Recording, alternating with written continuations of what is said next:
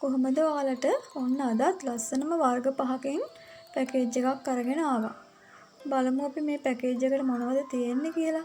පරණම වර්ග දෙකකුත් තියෙනවා දැන් වැඩිය හොයාගන්න නැති. ඉතින් බලමු අපි.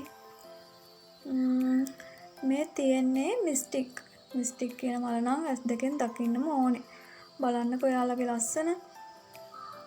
සමහර අය අහනවා මගේ මේ ෆොටෝ එඩිට්ද කියලා. අනේ නෑ. මේ ස්වභාවික මල්ම තමයි. හොඳට ඉරු එළිය වැටෙනවා නම් භූමි හානි නැත්තම් මල් වල අස්සනම පාට ගන්න පුළුවන්. ඉතින් මේ තියෙන්නේ එහෙම ලස්සනට හැදුන මල් මම නිතරම බෙහෙත් පොහොර නම් ගහන්නෙම නෑ. ඒක කියන්න ඕනේ. මේ තියෙන පින්ක් ක්වීන් ගහක් මෙන්න මෙයා පැනඩුලා.